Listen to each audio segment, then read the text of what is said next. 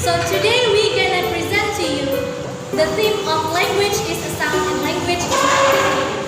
Okay, let's get on to our presentation, which is gonna be represented by Ayu. Before we explain about arbitrary and sound of language, we have to know the definition of language itself. What is language? Language is arbitrary system of articulated sound for human communication. The three functions of language: the first one, cognitive. Language is used to express ideas, concepts, and tools.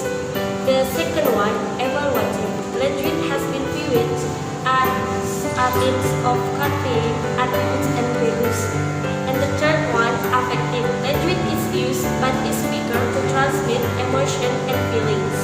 Now I will explain to you what language is arbitrary. Arbitrary means social agreement. So language creates on basis of social agreement. The meaning of social agreement are: the first one is no reasonable explanation.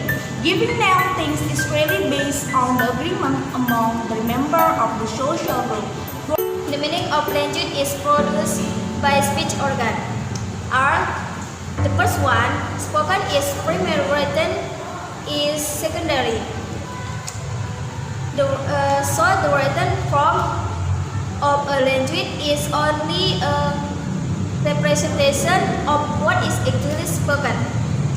Hence, spoken language is the actual language. The second one, language sound is unique. So next, I will give you the conclusion of our presentation. Language has some characteristics. The first one is language is a sound, and then the next one, language is arbitrary. So I will explain to you what is the meaning of language is a sound. The first one is the actual language is spoken. So that as we know, language is written or spoken. But written form of language is only the representation of what is actually being spoken. So the actual language is actually what we spoke, what we produce by our mouth. And then the next one is every language just produces different sound, right? As we know, there are over hundreds of languages in the whole world, right? And then each language from each region is also different. They produce different sound, and they also have different words. Also have the same meaning with the object itself.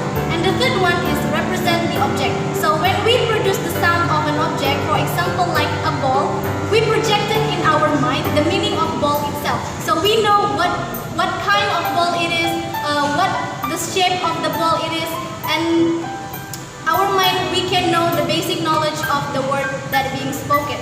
And then next I will explain to you language is arbitrary. So the first meaning of language is arbitrary is there is no reasonable explanation to the language itself. So language is some kind of social agreement between the groups within the nation itself, and then no meaningful relationship between the word and the object. So we know a four-legged barking object as a dog, right?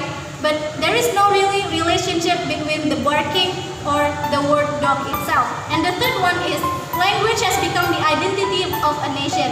So each nation has different languages, right?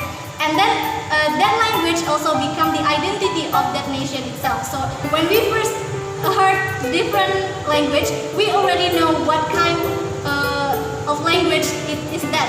We know that language where the language comes from. That's the presentation from our group. Thank you for watching.